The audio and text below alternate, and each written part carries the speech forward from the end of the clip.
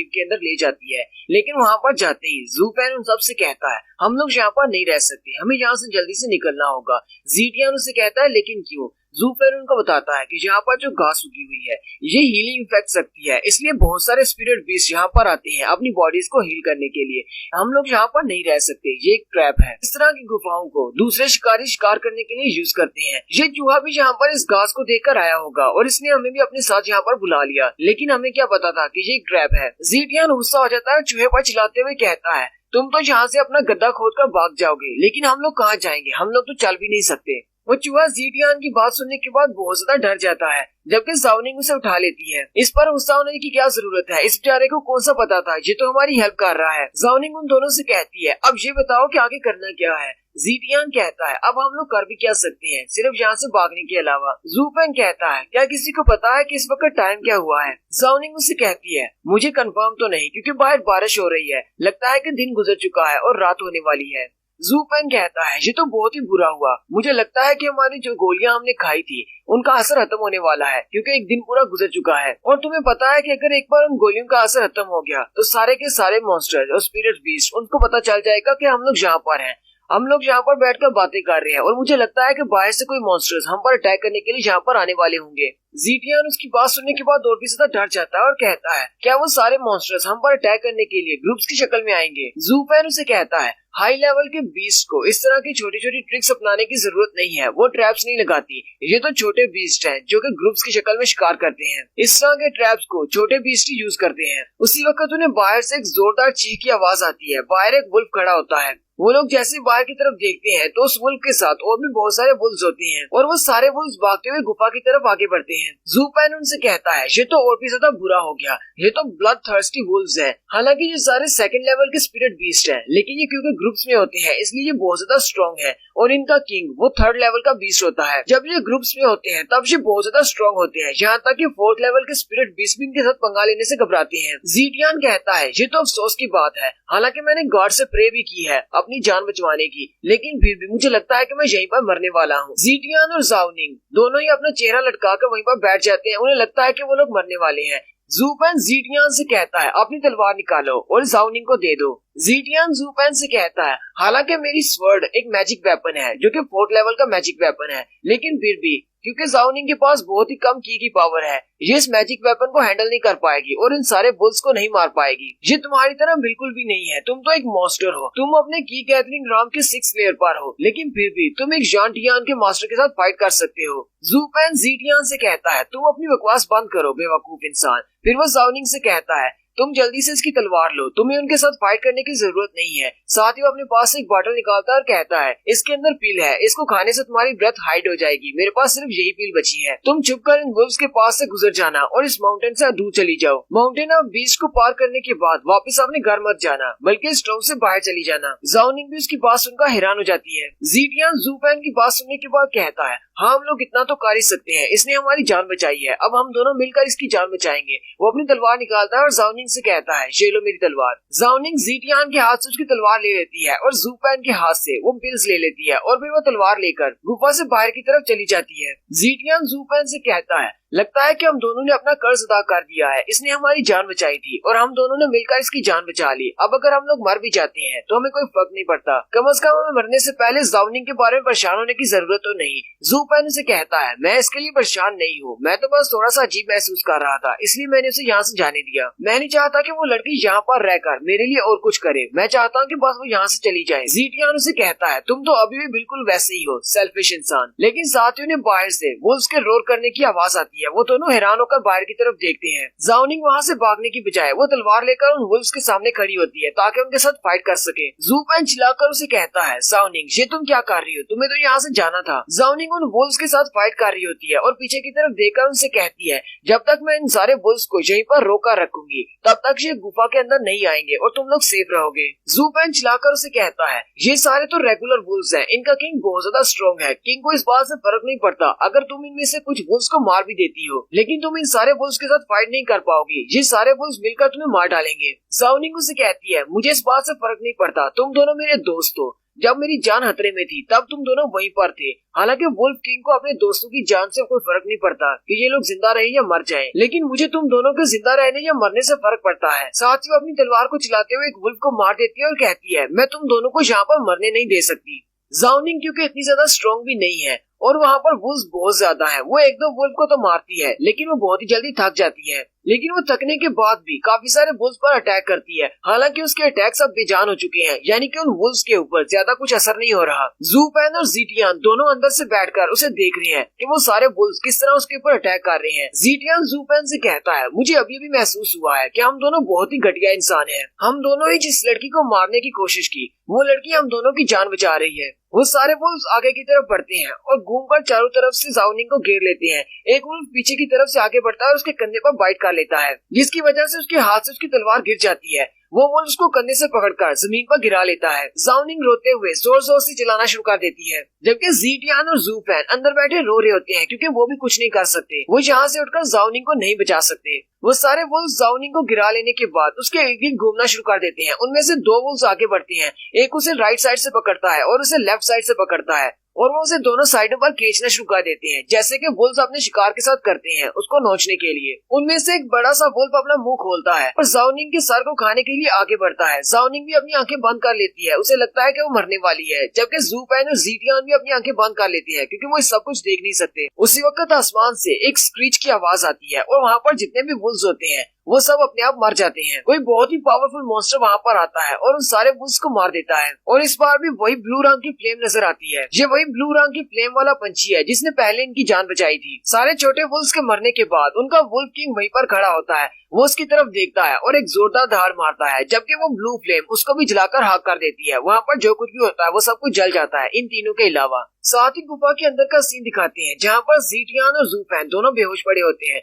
उसी वक्त ज़ूफेन का कोई नाम पुकारता है और ज़ूफेन अपनी आंखें खोलता है और अपने माइंड के अंदर चला जाता है। ज़ूफेन कहता है, ये कौन सी जगह है? ज़ूफेन अपनी बॉडी की तरफ देखता है और कहता है, मैं तो बहुत ज्यादा जख्मी था, मैं तो चल भी नहीं सकता था, लेकिन यहाँ पर मैं अपनी टांगों पर कैसे खड़ा हूँ। ज़ूफेन के सामने वही ब्लू लाइट चमकती है और वो उसे कहती है, तो तुम्हारा नाम ज़ूफेन है। वो लाइट आहिस्ता आहिस्ता एक इंसान बन जाती है। वो लाइट वाला बंदा ज़ूफेन से कहता है, हाँ मुझे पता है तुम्हारा नाम ज़ूफेन है। वो दोनों बच्चे तुम्हें ज़ूफेन ही कह रहे थे। ज़ूफेन कहता है, तुम कौन हो? वो बंदा उसे कहता है, तुम्हें मेरे बारे में जानने की जरूरत नहीं है, ये मेरा इलाका है, ये मेरी डोमेन है, यहाँ पर सिर्फ मैं ही तुमसे सवाल पूछ सकता हूँ, तुम मुझसे सवाल नहीं पूछ सकते। चलो आप जल्दी से मेरे पहले सवाल का जवाब दो, तुम यहाँ पर बीस्ट माउंटेन में क्या करने के लिए आए हो? ज़ूफेन उसे कहता है, मैं यहाँ पर बीस्ट माउंटेन में एक स्पिरिट बीस्ट को पकड़ने के लिए आया हूँ। वो ब्लू बंदा उसे कहता है, तुम किस स्पिरिट बीस्ट को पकड़ने के लिए आए हो? ज़ूफेन कहता है, मैं थंडर स्काईलार्क को पकड़ने के लिए आया हूँ। वो बंदा उससे पूछता है, एक बार तुम उस बीस्ट को पकड़ लोगे उसके बाद क्या करोगे? ज़ूफेन कहता है, किसी बीस्ट को पकड़ने के बाद क्या करते हैं, मैं अपनी स्ट्रेंथ को इंक्रीज करूंगा। ये कहते ही ज़ूफेन अपने सर पे हाथ रख लेता है और चिल्लाना शुरू कर देता है। वो बंदा उसे कहता है, ये मेरी डायमेंशन है, यहाँ पर तुम मुझसे झूठ नहीं बोल सकते। ज़ूफेन भी काफी ज्यादा हैरान हो जाता है और सोच रहा होता है, ये बंदा तो मेरे दिमाग के अंदर घुस गया है और ये तो वाकई में बहुत ज्यादा स्ट्रॉन्ग है। इसकी पावर तो गॉड से भी ज्यादा है। जितनी इसके पास पावर है मुझे नहीं लगता कि ये इस दुनिया का है, ये किसी और राम से यहाँ पर आया है। ज़ूफेन उससे कहता है, क्या तुम डिवाइन लैंड से यहाँ पर आए हो? क्या तुम्हें गॉड ने यहाँ पर भेजा है? वो आगे से हंसना शुरू कर देता है और कहता है, नहीं मैं यहाँ पर डिवाइन लैंड से नहीं आया। साथ ही वो ज़ूफेन से कहता है, तुम भी मुझे कोई आम इंसान नहीं लगते, तुम्हें डिवाइन लैंड के बारे में पता है और इसके अलावा तुम एंशिएंट फॉर्मेशंस को यूज कर सकती हो और तुमने ब्लडी बेबी भी बना रखा है। ज़ूफेन ये बात सुनकर हैरान हो जाता है और कहता है, इसे ब्लडी बेबी के बारे में कैसे पता है? ये सारी बातें तो बुक ऑफ एस्पर में लिखी हुई है, इसे इन सारी बातों के बारे में कैसे पता हो सकता है? ज़ूफेन कहता है, मैं एक डीमन एम्परर हूँ और हमारे डीमन रेस में इतने ज्यादा लोगों को इस बारे में नहीं पता, न ही डिवाइन लैंड के लोगों को इस बारे में पता है कि ब्लडी बेबीज के बारे में रिकॉर्ड्स कहाँ पर लिखे हुए हैं। मेरे पास तो बुक ऑफ एस्पर थी, इसलिए मुझे इस सब के बारे में पता है, लेकिन इस शख्स को इस बारे में कैसे पता है? ज़ूफेन काफी ज्यादा घबरा जाता है और उस बंदे से कहता है, तुम हो क्या चीज, तुम हो कौन? वो उसे कहता है, मैंने तुमसे पहले ही कहा था कि ये मेरी डायमेंशन है, यहाँ पर सिर्फ मैं सवाल पूछूंगा, तुम सवाल नहीं पूछ सकते। चलो आप जल्दी से मेरे दूसरे सवाल का जवाब दो, तुम्हें ये थंडर स्काईलार्क चाहिए क्यों? तुम इस पंछी को क्यों पकड़ना चाहती हो? ज़ूफेन उसे कहता है, मैं लोहे कैनियन जाना चाहता हूँ, वहाँ पर टोर्नेडो के अंदर पर्पल लाइटनिंग है, वहाँ पर मैं इसको यूज करूंगा क्योंकि स्काईलार्क भी अपनी बॉडी से पर्पल लाइटनिंग निकालता है, ये वहाँ पर मुझे बचाएगा, मुझे वहाँ से पर्पल लाइटनिंग आई चाहिए। ये बात सुनने के बाद वो ब्लू बंदा हंसना शुरू कर देता है और कहता है, तुम तो बहुत ज्यादा अमेजिंग हो, ये बात तो बहुत ज्यादा अच्छी है, तुम्हें उन रुइंस में जाना चाहिए, तुम्हें वहाँ से कुछ ना कुछ जरूर मिलेगा। और वो जल्दी से गायब होकर उसके बहुत ज्यादा करीब आ जाता है और कहता है, हाँ तुम्हें जरूर जाना चाहिए। और साथ ही वो अपनी उंगली को उसके माथे पर रखते हुए अपनी लाइट को उसकी बॉडी में ट्रांसफर कर देता है और कहता है ये मेरी तरफ से तुम्हारे लिए एक छोटा सा गिफ्ट है। और ज़ूफेन से कहता है अब मेरा और तुम्हारा एक कनेक्शन बन चुका है। मुझे लगता है कि फ्यूचर में मैं तुम्हारी हेल्प कर सकता हूँ। अब जो तुम देखोगे मैं भी वही देखूंगा। और साथ ही वहाँ से जाने से पहले वो ज़ूफेन से कहता है अब जबकि तुम यहाँ पर स्काईलार्क को ढूंढ रहे हो, स्काईलार्क थर्ड एरिया में 300 किलोमीटर दूर है, तुम यहाँ से सीधे जाकर उसको पकड़ सकते हो। लेकिन साथ ही वो हंसते हुए कहता है एक स्काईलार्क बहुत ज्यादा पावरफुल होता है, जितनी एबिलिटीज तुम्हारे पास है मुझे नहीं लगता कि तुम उसको पकड़ पाओगे, ये तुम्हारी एबिलिटी पर डिपेंड करता है। और साथ ही वो वहाँ से गायब हो जाता है और ज़ूफेन भी अपनी कॉन्शियस माइंड से बाहर निकल आता है। वो अपनी बॉडी की तरफ देखता है तो उसके सारे जख्म हील हो चुके होते हैं। ज़ूफेन कहता है ऐसा कैसे हो सकता है, मेरी पूरी बॉडी हील हो चुकी है लेकिन फिर भी मैं थोड़ा सा वीक महसूस कर रहा हूँ। ज़ूफेन वहीं पर कल्टीवेट करने की स्टेट में बैठ जाता है और कहता है मेरा ब्लडी बेबी बिल्कुल ठीक है, उसके सारे जख्म भी हील हो चुके हैं, थोड़ी देर में वो भी उठ जाएगा। ज़ूफेन कहता है मेरे दिमाग में थोड़ी देर पहले जो ब्लू रंग का बंदा आया था एनर्जी से बना हुआ, वो मुझे लगता है कि डिवाइन लैंड से होगा, इसीलिए उसके पास इतनी ज्यादा पावर थी। वो इस दुनिया से नहीं है, इस दुनिया के लोगों के पास इतनी ज्यादा मैजिकल पावर नहीं होती। ज़ूफेन बहुत ज्यादा हैरान हो जाता है और कहता है आखिर उस बंदे का मकसद क्या था, उसने मेरी सारी इंजरीज को हील कर दिया, जहाँ तक कि ब्लडी बेबी की इंजरीज भी हील हो चुकी हैं। लेकिन उस बंदे का मेरे पास आने का मकसद क्या था, आखिर वो मुझसे क्या चाहता है। और जब उसने मेरे माथे पर अपनी उंगली लगाई थी तब से मुझे ऐसे महसूस हो रहा है जैसे उसका एक हिस्सा मेरी बॉडी के अंदर है, वो अपना कुछ हिस्सा मेरी बॉडी में छोड़ गया है। लेकिन जितनी मेरे पास स्ट्रेंथ है मैं अपनी बॉडी के अंदर उसके उस हिस्से को डिटेक्ट नहीं कर पा रहा। फिर ज़ूफेन कहता है चलो छोड़ो दफा करो, वो जो कोई भी था उसने मेरी जान बचा ली, मेरे लिए तो इतना ही काफी है। फ्यूचर में मैं उसके बारे में जरूर पता लगा लूंगा कि वो कौन था और उसने मेरी जान क्यों बचाई है। ज़ूफेन कहता है अब मुझे सबसे पहले अपनी स्ट्रेंथ को बढ़ाना होगा, क्योंकि जितनी स्ट्रेंथ मेरे पास है इससे तो मैं ना तो किसी को बचा सकता हूँ और ना ही अपने आप को बचा सकता हूँ। आज से मेरा मकसद सिर्फ यही होने वाला है कि मुझे अपनी स्ट्रेंथ को बढ़ाना है। मैं इस वक्त की गैदरिंग राम के 6 लेवल पर हूँ। आज मुझे फिर से एक बार अंदाजा हुआ है कि यहाँ पर सिर्फ स्ट्रॉन्ग ही जिंदा रह सकते हैं, कमजोरों का कोई काम नहीं। साथ ही ज़ूफेन अपनी साइड पर देखता है तो वहाँ पर ज़ाओनिंग होती है जो कि जख्मी हालत में लेटी होती है। ज़ूफेन भागता हुआ उसके पास चला जाता है और चिल्ला चिल्ला कर उसे कहता है ज़ाओनिंग जल्दी से उठो। और वो उसकी बॉडी को देखने के बाद कहता है इसकी बॉडी पर तो बहुत सारे जख्म हैं। ज़ूफेन जल्दी से अपने पास एक पिल निकालता है और कहता है मुझे ये पिल इसको देनी होगी वरना ये नहीं बच पाएगी। ज़ूफेन उसे वो पिल खिला देता है। उस पिल को खाने के बाद उसमें थोड़ी सी जान आती है। ज़ूफेन कहता है लगता है अब ये बच जाएगी। ज़ूफेन कहता है हालांकि इसके जख्म इतने ज्यादा गहरे नहीं है, उन सारे बुल्स ने इसकी बॉडी के ऊपर काटा था। थोड़े दिनों की कल्टीवेशन के बाद ये बिल्कुल ठीक हो जाएगी, लेकिन इसने बहुत ही अच्छा काम किया है, इसने हम दोनों की जान बचा ली। ज़ूफेन अभी ज़ाओनिंग को वहीं पर पकड़कर बैठा होता है कि ज़ाओनिंग अपनी थोड़ी थोड़ी आंखें खोलती है और उसे कहती है ब्रदर ज़ू क्या हम लोग मर चुके हैं, क्या अब हम लोग हेल में हैं? ज़ूफेन उसे कहता है नहीं हम लोग हेल में नहीं हैं, हम लोग अभी तक जिंदा हैं। वो उसे कहती है तुम झूठ बोल रहे हो, तुम्हारी बॉडी पर तो मुझसे भी ज्यादा इंजरीज थी, फिर तुम यहाँ पर कैसे खड़े हो? लेकिन साथ ही वो मुस्कुराते हुए उसे कहती है फिर भी कोई बात नहीं, हम सब लोग एक साथ ही मरेंगे। ज़ूफेन कहता है ये तो फिर से सो गई। ज़ूफेन उसे वहीं पर फिर से घास में लिटा देता है और कहता है ये वाली घास इसके लिए बिल्कुल ठीक है, इसके जख्मों को हील करने के लिए काफी बेहतर रहेगी, मैं इसे अपने साथ नहीं ले जा सकता, इसे यहीं पर रहने देता हूँ, ये यहीं पर आराम करेगी। फिर ज़ूफेन उनका ज़ीटियान की तरफ जाता है। ज़ीटियान भी वहीं पर बेहोश पड़ा होता है। ज़ूफेन उसके पास जाने के बाद उसको अपने पाँव से हिलाता है और कहता है तुम कितनी देर तक यहीं पर पड़े रहने वाले हो? और साथ ही वो हंसते हुए उसे एक जोरदार किक मारता है और ज़ीटियान भी एक जबरदस्त चीख मारता है। ज़ीटियान उसकी किक खाने के बाद कहता है मैंने अपनी जिंदगी में कभी भी कुछ इतना ज्यादा बुरा काम नहीं किया है, लेकिन मरने के बाद मुझे इस तरह की सजा क्यों दी जा रही है? ज़ूफेन उसे कहता है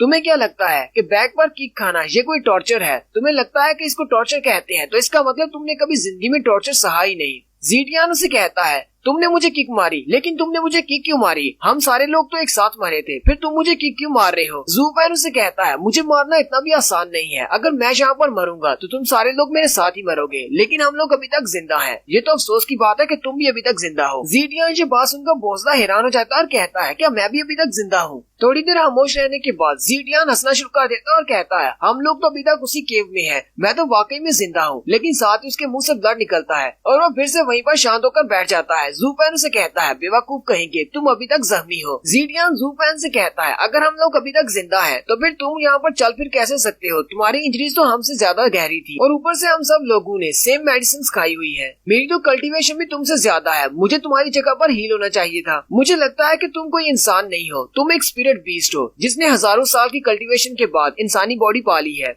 ज़ूफेन उसे कहता है अपनी बकवास बंद करो, मैं एक इंसान हूँ, कोई स्पिरिट बीस्ट नहीं हूँ। हाँ बस मेरी बॉडी में और तुम्हारी बॉडी में इतना सा फर्क है कि मेरी एबिलिटीज तुमसे बहुत ज्यादा है। ज़ूफेन उठकर उस केव से बाहर चला जाता है और अपनी पावर्स को रिलीज करते हुए फॉर्मेशन अरे क्रिएट करता है और उस पूरी गुफा को सील कर देता है, यानी कि उसके इर्द गिर्द एक प्रोटेक्शन फील्ड बना देता है। ज़ूफेन कहता है अब ये लोग इस गुफा के अंदर आराम से रह सकते हैं, कोई भी बीस्ट पर अटैक नहीं करेगा। फिर ज़ूफेन सामने जंगल की तरफ चला जाता है। नेक्स्ट सीन 3 महीने के बाद का दिखाया जाता है। ज़ीडियन अपनी तलवार के साथ वहीं पर प्रैक्टिस कर रहा होता है उस गुफा के बाहर, और वो अपनी स्वर्ड को यूज करते हुए सामने पड़े हुए एक बड़े से पत्थर को सेंटर से काट देता है और बड़ा ही खुश हो जाता है और ज़ाओनिंग से कहता है ज़ाओनिंग क्या तुमने देखा, क्या ये अच्छा था? ज़ाओनिंग तालियां बजाते हुए से कहती है हाँ तुम तो बहुत ज्यादा अच्छी हो गई हो, तुम्हारी स्ट्रेंथ बढ़ चुकी है। उसी वक्त पीछे से ज़ूफेन आता है और कहता है तुम्हारी तलवारबाजी तो बहुत ज्यादा अच्छी हो गई है, मुझे लगता है कि अपनी इंजरीज को हील करने के बाद तुम भी लेवल अप होने वाले हो। ज़ीडियन ज़ूफेन की तरफ देखता है और कहता है तुम मुझे लेवल अप होने का कह रहे हो, हालांकि तुम खुद भी लेवल अप हो चुके हो। पहले तुम 6 की गैदरिंग राउंड में थे, अब तुम 7th पर चले गए हो। और साथ ही वो भागता हुआ ज़ूफेन के पास आ जाता है और कहता है अब क्या तुम्हारी आंखें इतनी ज्यादा अच्छी हैं? मुझे तो खुद से पता भी नहीं कि मैं लेवल अप होने वाला हूँ, लेकिन तुम्हें कैसे पता चल गया? ज़ाओनिंग भी उनके पास आ जाती है और कहती है इन पूरे 3 महीनों में तुम लोग जितनी बार भी मिले हो तुम दोनों सिर्फ बहस ही करते हो और आपस में फाइट करते हो, तुम दोनों को पता नहीं क्या हो गया है। ज़ीडियन ज़ाओनिंग से कहता है ये सब कुछ तुम्हारी वजह से है, क्योंकि जब मुझे पता चला था कि ये तुम्हें मरने के लिए छोड़ने वाला है, इसने तुम्हें बलि का बकरा बनाया है, तब से मैं इस पर बहुत ज्यादा गुस्सा हूँ। ये तुम्हारे साथ ऐसा कैसे कर सकता है? चलो ठीक है अब इस बात को छोड़ देते हैं, वरना मुझे फिर से गुस्सा आ जाएगा और मैं इसे पीटना शुरू कर दूंगा। ज़ूफेन उसका मजाक उड़ाते हुए कहता है लेकिन तुम भी तो बिल्कुल मेरे जैसे हो, सबसे पहले तुम ही ने कहा था कि हम लोग ज़ाओनिंग को यहीं पर छोड़ देते हैं क्योंकि ये हमें स्लो कर रही है। ज़ीडियन बहुत ज्यादा घबरा जाता है और कहता है नहीं ऐसी बात नहीं है, अब इस बात को भूल भी जाओ। और ज़ूफेन से कहता है मुझे उस वक्त पता नहीं था कि ज़ाओनिंग इतनी ज्यादा अच्छी है, मुझे पहले से पता होता तो मैं कभी भी ऐसा नहीं कहता, मैं ज़ाओनिंग को हमेशा अपने साथ रखता। और साथ ही वो फिर से चिल्लाकर ज़ूफेन से कहता है मैंने तो सिर्फ इसे वहाँ पर छोड़ने का कहा था, कम से कम इसे मरने का तो नहीं कहा था, तुम तो इसे मारने वाले थे। ज़ूफेन से कहता है मैं तो एक डेविल कल्टीवेटर हूँ, इसलिए मेरे लिए ये सारी बातें आम है, मैं ऐसा कर सकता हूँ। ज़ीडियन चिल्लाकर उसे कहता है तुम एक डेविल कल्टीवेटर हो या जो भी हो, लेकिन तुम बहुत ज्यादा बुरे हो।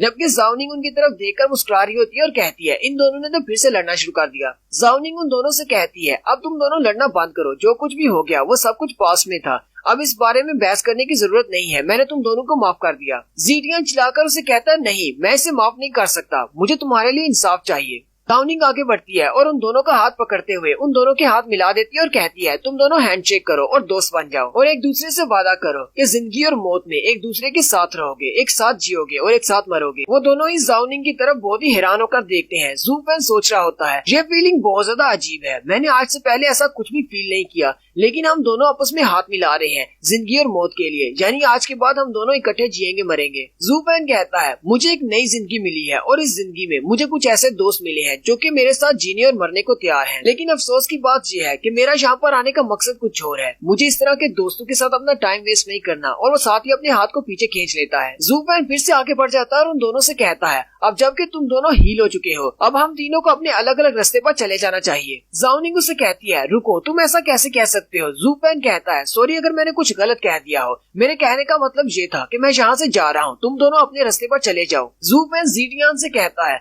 मैंने ज़ाओनिंग से वादा किया था कि मैं इसको इस शहर से बाहर लेकर जाऊंगा, लेकिन मुझे लगता है कि मैं इसके वादे को पूरा नहीं कर सकता, इसलिए क्या तुम मेरी हेल्प करोगे? क्या तुम इसे शहर से बाहर ले जाओगे? ज़ाओनिंग ज़ूफेन से कहती है लेकिन तुम कहाँ पर जा रहे हो? ज़ूफेन कहता है मैं 3rd एरिया की तरफ जा रहा हूँ। वो दोनों ही ये बात सुनकर बहुत ज्यादा हैरान हो जाते हैं। ज़ीडियन उसे कहता है शुरुआत में हमारा प्लान यही था कि हम लोग 3rd एरिया की तरफ जाएंगे ताकि हम लोग 7th एल्डर से बच सके, लेकिन अब तो 7th एल्डर यहाँ पर नहीं है, वो चले गए, फिर तुम 3rd एरिया में क्यों जाना चाहते हो? ज़ूफेन उसे कहता है अगर मैं तुमसे सच कहूँ तो 3rd एरिया में जाने के लिए मैं यहाँ पर आया था, गोल्डन क्विकसैंड मेरा मकसद नहीं था। जब फर्स्ट टाइम तुम मुझे वहाँ पर मिले थे तभी मैंने सोच लिया था कि मैं तुम्हें यहाँ पर चारे के तौर पर यूज करूंगा 3rd एरिया में। ये बात सुनते ही ज़ीडियन बहुत ज्यादा गुस्सा हो जाता है, चिल्लाकर कहता है तो इसका मतलब मैं भी तुम्हारे लिए चारा था, तुम मुझे भी बलि का बकरा बनाने वाले थे। ज़ूफेन उसे कहता है हाँ बिल्कुल यही बात है, मैंने तुम्हें सच सच बता दिया है, मैं 3rd एरिया में तुम्हें एक बेट के तौर पर यूज करने वाला था, अब तुम्हें पता चल चुका है, अब जल्दी से यहाँ से भाग जाओ वरना मैं फिर से तुम्हें अपने साथ ले जाऊंगा।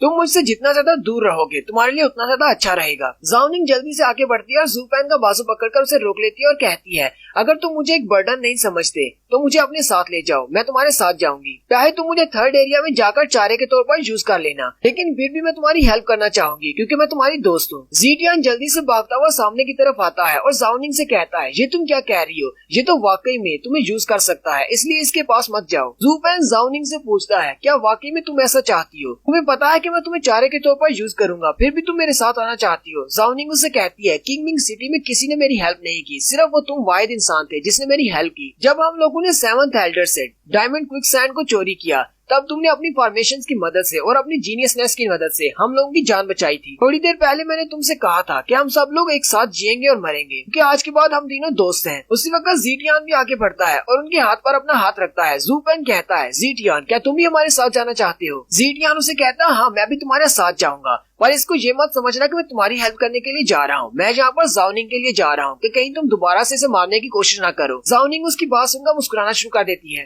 ज़ूफेन ज़ीटियान की तरफ देखता और कहता है, जितनी नफरत मैं तुमसे करता हूँ, इस बार मैं ज़ाओनिंग को नहीं बल्कि तुम्हें चारे के तौर पर यूज करूंगा। ज़ीटियान उसकी बात सुनकर बहुत ज्यादा गुस्सा हो जाता है और उसे कहता है, चलो फिर देखते हैं कौन किसको यूज करता है। ज़ूफेन उसे कहता है, घबराओ नहीं, ये तो सिर्फ एक मजाक था। ज़ीटियान कहता है, अपने 3rd एरिया का सीन दिखाया जाता है। वो तीनों जमीन पर रेंगते हुए घास के अंदर से चलते हुए जा रहे होते हैं। ज़ीटियान ज़ूफेन से कहता है, सामने तो कुछ भी नहीं है, कोई मॉन्स्टर नहीं है, फिर हम लोग इस तरह रेंग क्यों रहे हैं? ज़ूफेन कहता है, चुपचाप इसी तरह रेंगते रहो। लेकिन थोड़ी देर आगे चलने के बाद ज़ीटियान उसका खड़ा हो जाता है और गुस्से के साथ कहता है, मैं इस तरह नहीं चल सकता, अब पर तो कोई भी स्पिरिट बीस्ट नहीं है, फिर हम लोग इस तरह जमीन पर क्यों रेंग रहे हैं? ज़ीटियान खड़ा हो जाता है और कहता है, मैं ऐसा अब नहीं करूंगा, मैं एक नोबल फैमिली का लड़का हूँ, मैं इस तरह जमीन पर रेंगता हुआ अच्छा नहीं लगता, मुझे शर्म आ रही है। और वैसे भी हम लोग अभी अभी तो 3rd एरिया में आए हैं, ऐसा नहीं है कि यहाँ पर किसी वक्त भी कोई 5th लेवल का मॉन्स्टर निकल आएगा। ज़ूफेन उसे आहिस्ता सी आवाज में कहता है, बेवकूफ जल्दी से नीचे हो जाओ। ज़ीटियान उसे कहता है, यहाँ पर घास और दरख्त इतने बड़े बड़े हैं, एक मॉन्स्टर हमें कैसे देख सकता है? हम तो इस घास में पूरी तरह छुपे हुए हैं। उसी वक्त पीछे से एक जबरदस्त ग्राउल की आवाज आती है। ज़ीटियान बहुत ज्यादा घबरा जाता है। तो लोग जैसे ही अपने पीछे की तरफ देखते हैं तो पीछे एक बड़ा सा बियर मॉन्स्टर होता है। ज़ूफेन कहता है, ये तो 4th लेवल का स्पिरिट बीस्ट है, क्योंकि 2nd एरिया को पार करके यहाँ पे 3rd एरिया में आया है। बियर इन तीनों को वहाँ पर देख लेता है और अपना पंजा आगे बढ़ाते हुए ज़ूफेन पर अटैक करने लगता है। लेकिन जैसे वो ज़ूफेन पर अटैक करने लगता है, उसी वक्त एक 5th लेवल का मॉन्स्टर निकलता है और उस पर अटैक करता है और उसे हवा में ऊपर की तरफ उछाल देता है। 5th लेवल का मॉन्स्टर उसे हवा में ऊपर की तरफ उछाल कर अपना बड़ा सा मुंह खोलता है और उस बियर मॉन्स्टर को खा जाता है। उस 5th लेवल के स्पिरिट बीस्ट का नाम किंग पाइथन होता है, जो कि बहुत ज्यादा बड़ा होता है। वो तीनों से देखकर डर जाते हैं और वहाँ से भाग आते हैं। लेकिन वो लोग अभी भी जमीन पर क्रॉलिंग कर रहे हैं, यानी कि वो अभी भी जमीन पर रेंगते हुए आगे बढ़ रहे हैं। ज़ीटियान ज़ूफेन से कहता है, तुम बहुत बड़े कमीने हो, मुझे शुरू से ही तुम्हारे साथ नहीं आना चाहिए था, मैंने बहुत बड़ी गलती कर दी जो मैं तुम्हारे साथ आ गया हूँ। ज़ूफेन उसे कहता है, मैंने तुम्हें यहाँ पर इन्वाइट नहीं किया था, तुम अपनी मर्जी से आए हो, अगर तुम्हें यहाँ पर डर लग रहा है तो जल्दी से वापस चले जाओ। ज़ीटियान उसकी बात सुनने के बाद पीछे की तरफ देखता है तो पीछे वो बड़ा सा पाइथन किंग होता है। वो उसे कहता है, नहीं मैं तुम्हारा दोस्त हूँ, अब जबकि मैं तुम्हारे साथ जहाँ तक आ गया हूँ मैं तुम्हारे साथ आगे भी जाऊंगा। ज़ाओ किंग और ज़ूफेन उसकी बात सुनने के बाद हंसना शुरू कर देते हैं और यहीं पर जंगल में एक और 5th लेवल के मॉन्स्टर को दिखाते हैं, जो कि बहुत ज्यादा स्ट्रॉन्ग है। लेकिन वो मॉन्स्टर इन तीनों की तरफ नहीं आ रहा, बल्कि वो स्काईलार्क की तरफ जा रहा है। इधर उसी तरह जंगल में रेंगने के बाद वो लोग रुक जाते हैं। ज़ूफेन उठकर खड़ा हो जाता है और कहता है, चलो शुक्र है, मेरे तो बाजू भी अकड़ गए थे। ज़ीटियान उसे कहता है, क्या अब हमें और ज्यादा इस तरह क्रॉलिंग नहीं करनी? ज़ूफेन कहता है, नहीं, अब हमें और ज्यादा जरूरत नहीं है। नीचे का रास्ता हम लोगों ने रेंगते हुए इसलिए पार किया है क्योंकि वहाँ पर बहुत सारे स्पिरिट बीस्ट थे, मैं नहीं चाहता था कि बहुत सारे स्पिरिट बीस्ट हमारे पीछे लग जाएं। ज़ीटियान और ज़ाओनिंग भी उठकर खड़े हो जाते हैं। ज़ीटियान कहता है, तो इसका मतलब अब हम लोग यहाँ पर सेफ हैं, यानी कि हम लोग यहाँ पर आसानी से चल फिर सकते हैं। ज़ूफेन से कहता है, हाँ हम लोग यहाँ पर बिल्कुल सेफ हैं, यहाँ पर सिर्फ लेवल 6 के मॉन्स्टर हैं, इसलिए अगर लेवल 6 के किसी मॉन्स्टर ने हमें देख लिया तो हम लोग बहुत जल्दी मारे जाएंगे। ज़ीटियान चिल्लाते हुए उससे कहता है, जब तुम्हें पता है कि लेवल 6 का मॉन्स्टर बहुत ज्यादा स्ट्रॉन्ग है तो फिर तुम्हें एक स्पिरिट बीस्ट चाहिए क्यों? क्या तुम उसे टेम करके अपना पालतू कुत्ता बनाना चाहते हो? क्योंकि ज़ूफेन उसकी बात सुनने के बाद सोच रहा होता है, हाँ जबकि मैं यहाँ पर एक लेवल 6 का मॉन्स्टर लेने के लिए आया हूँ तो इसका मतलब मेरे पास कोई ना कोई तरीका तो होगा उसे अपना पालतू बनाने का। ज़ूफेन कहता है, मुझे तो बस अपने सिल्क वर्म को उस स्काईलार्क को खिलाना है और उसके बाद वो स्काईलार्क मेरा हो जाएगा, यानी वो मेरा पालतू बन जाएगा। लेकिन साथ ही ज़ूफेन कहता है, यहाँ पर एक मसला है, आखिर मैं एक 6 लेवल के स्पिरिट बीस्ट को अपने उस छोटे वर्म को खिलाऊंगा कैसे? वो तीनों भी वहीं पर खड़े बातें कर रहे होते हैं कि उन्हें सामने से एक जबरदस्त धमाके की आवाज आती है। सामने की तरफ जंगल में एक जबरदस्त धमाका होता है। ज़ीटियान चिल्लाते हुए कहता है, तो स्पिरिट बीस्ट के दरमियान में फाइट इतनी ज्यादा स्ट्रॉन्ग कैसे हो सकती है? ज़ूफेन उसे कहता है, क्योंकि ये लेवल 6 के 2 स्पिरिट बीस्ट के दरमियान में फाइट है और ज़ूफेन जल्दी से उस तरफ आगे बढ़ जाता है। ज़ीटियान उसे कहता है, आखिर तुम उस तरफ जा क्यों रहे हो जब तुम्हें पता है कि वहाँ पर लेवल 6 के स्पिरिट बीस्ट आपस में फाइट कर रहे हैं? हमारा वहाँ पर क्या काम है? हम लोग तो मुफ्त में मारे जाएंगे। जबकि ज़ूफेन काफी ज्यादा खुश होता है और कहता है अगर वो दोनों स्पिरिट बीस्ट जो कि आपस में फाइट कर रहे हैं उनमें से एक स्काईलार्क है तो मेरे पास बहुत ही अच्छा मौका है, मैं स्काईलार्क को अपने हाथों से जाने नहीं दे सकता। ज़ाओ निंग भी ज़ूफेन के पीछे भागना शुरू कर देती है। ज़ीटियान उसे कहता है अब तुम कहाँ पर जा रही हो, क्या तुम्हें भी मरने का शौक है? फिर ज़ीटियान भी उनके पीछे पीछे भागना शुरू कर देता है और कहता है ये लोग मेरी बात नहीं सुनने वाले, मुझे भी इनके साथ ही जाना होगा। वो लोग भागते हुए ऊपर एक चट्टान की तरफ चले जाते हैं जहाँ पर वो तीनों एक पत्थर के पीछे छुप जाते हैं। वहाँ पर दो मॉन्स्टर्स आपस में फाइट कर रहे होते हैं। उनमें से एक थंडर स्काईलार्क होता है जबकि दूसरा मॉन्स्टर वही लाइन मॉन्स्टर है जिसका नाम रेड फ्लेम लाइन किंग है। ज़ूफेन कहता है उस नीली रोशनी वाले बंदे ने मुझसे बिल्कुल ठीक कहा था कि थंडर स्काईलार्क मुझे थर्ड एरिया में मिलेगा, लेकिन साथ ही ज़ूफेन कहता है लेकिन ये दूसरे वाला बीस्ट ये तो फालतू में यहाँ पर आ गया है और ये बहुत ज्यादा स्ट्रॉन्ग है। हालांकि ये एक 6 लेवल का स्पिरिट बीस्ट है लेकिन इसकी पावर लेवल 7 के करीब करीब है क्योंकि ये लेवल अप होने वाला है। ये थंडर स्काईलार्क इसके सामने टिक नहीं पाएगा। फायर लाइन अपने मुंह में एक बड़ा सा फायर बॉल बनाता है और स्काईलार्क के ऊपर अटैक करता है। ज़ूफेन कहता है ये तो बिल्कुल भी अच्छा नहीं है, अगर ये इसी तरह इस पर अटैक करता रहा तो ये स्काईलार्क तो मारा जाएगा। अगर ये स्काईलार्क मर गया तो फिर मैं क्या करूंगा, मेरा तो सारे का सारा प्लान फेल हो जाएगा। मुझे यहाँ पर माउंटेन ऑफ बीस्ट पर आने का कोई फायदा नहीं होगा, ये जल्दी से कोई ना कोई रास्ता ढूंढना होगा ताकि मैं स्काईलार्क की हेल्प कर सकूं। ज़ाओ निंग आगे बढ़ती है और ज़ूफेन से कहती है ब्रदर ज़ूफेन क्या तुम्हारे पास ऐसा कोई तरीका है जिससे तुम इस परिंदे की मदद कर सको, क्योंकि वो पंछी अपने आप को बचाने की जरा भी कोशिश नहीं कर रहा। वो अपने इलाके को बचाने के लिए फाइट नहीं कर रहा बल्कि अपने बच्चों को बचाने की कोशिश कर रहा है। ज़ूफेन ज़ाओ निंग की बात सुनकर हैरान हो जाता है और कहता है आखिर इसके बच्चे कहाँ से आ गए। वो जैसे ऊपर की तरफ देखता है तो वहाँ पर स्काईलार्क का घोंसला होता है जिसके अंदर काफी सारे अंडे पड़े होते हैं। टेम लाइन उसके ऊपर अटैक कर रहा होता है जबकि स्काईलार्क अपने घोंसले के सामने खड़ा हो जाता है और अपने अंडों को प्रोटेक्ट कर रहा होता है। ज़ाओ निंग ज़ूफेन से कहती है मुझे ये देखने में बहुत ज्यादा बुरा लग रहा है, मैं नहीं चाहती कि ये मदर अपने बच्चों को प्रोटेक्ट करते हुए मारी जाए। ज़ीटियान चिल्लाते हुए ज़ाओ निंग से कहता है ये फाइट तो लेवल 6 के स्पिरिट बीस्ट के दरमियान में है, हम लोग इसमें शामिल नहीं हो सकते वरना हम लोग भी मारे जाएंगे, क्योंकि जितनी स्ट्रेंथ हम लोगों के पास है हम लोग तो वहाँ पर एक मिनट के लिए भी नहीं टिक पाएंगे। मुझे अफसोस के साथ कहना पड़ रहा है हम उसके लिए कुछ भी नहीं कर सकते, ना तो हम उसके बच्चों को बचा सकते हैं और ना ही उसको। ज़ाओ निंग उसकी बात सुनकर बहुत ज्यादा उदास हो जाती है।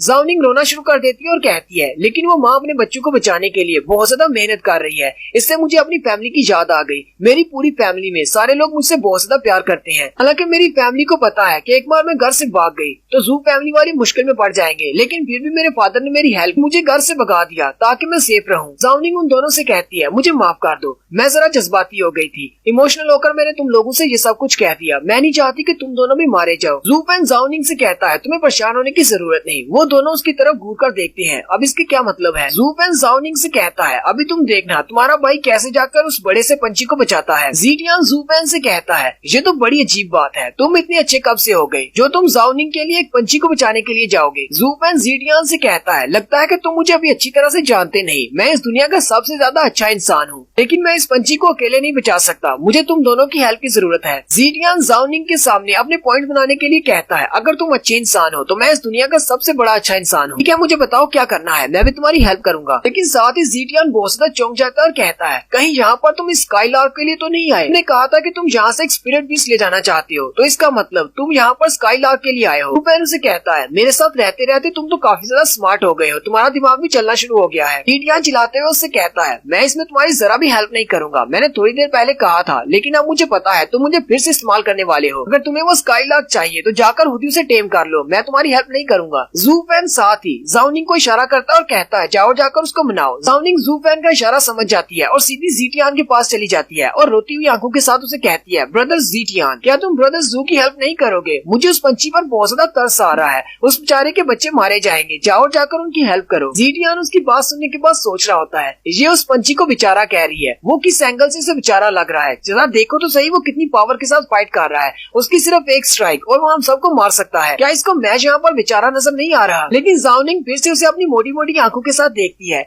ज़ीटियान उसकी आंखों में देखता है और कहता है अच्छा ठीक है मैं उसकी हेल्प के लिए जाता हूँ। ज़ाओ निंग बहुत ज्यादा खुश हो जाती है। ज़ीटियान चिल्लाते हुए ज़ूफेन से कहता है अब मेरा ध्यान रखना, अगर तुमने मुझे दोबारा इस्तेमाल करने की कोशिश की तो मैं तुम्हें नहीं छोड़ूंगा। ज़ूफेन उसे कहता है परेशान होने की जरूरत नहीं, तुम मुझे अब जानती हो कि मैं किस तरह का इंसान हूँ, अगर मैं तुम्हें यूज करना चाहूंगा तो मैं तुम्हें यूज कर लूंगा, तुम्हें पता भी नहीं चलेगा और तुम बदला लेने के लिए जिंदा भी नहीं रहोगे। ज़ीटियान उसकी बात सुनने के बाद फिर से चिल्लाना शुरू कर देता है। ज़ूफेन आगे बढ़ता है और उसके कंधे पे हाथ रखते हुए कहता है शान मत हो, मैं दोबारा तुम्हारे साथ वैसा कुछ नहीं करने वाला। फिर वो ज़ाओ निंग से कहता है ज़ाओ निंग तुम वहाँ पर जाकर पत्थरों के पीछे छुप जाओ ताकि वो तुम्हें देखे नहीं, और वो ज़ीटियान से कहता है चलो हम दोनों आगे चलते हैं। स्काईलार्क और फ्लेम लाइन दोनों आपस में फाइट कर रहे होते हैं, जबकि वो दोनों लड़के स्काईलार्क के घोंसले की तरफ चले जाते हैं। ज़ीटियान उसे कहता है अब हम लोग क्या करने वाले हैं। ज़ूफेन उसे कहता है अब मेरा प्लान ध्यान से सुनो। स्काईलार्क उस दूसरे बीस्ट के साथ फाइट कर रहा है, उसका अपने अंडू की तरफ जरा भी ध्यान नहीं है। हम लोग वहाँ पर जाएंगे और उसके अंडू को चोरी कर लेंगे। ऐसे ही उस स्काईलार्क को पता चलेगा कि किसी ने उसके अंडे चुरा लिए हैं, तो वो स्पिरिट बीस्ट के साथ फाइट करना छोड़ देगी और अपने अंडू को ढूंढना शुरू कर देगी। थंडर स्काईलार्क की क्योंकि स्पीड बहुत ज्यादा होती है, इसलिए वो बड़ी स्पीड के साथ अपने बच्चों को ढूंढने के लिए यहाँ से चली जाएगी कि उस लाइन मॉन्स्टर की स्पीड इतनी ज्यादा नहीं है, इसलिए वो उसका पीछा नहीं कर पाएगा। इस तरह हम स्काईलार्क को बचा लेंगे। ज़ीटियान ज़ूफेन से कहता है तुम्हारा प्लान तो बहुत ज्यादा अच्छा है,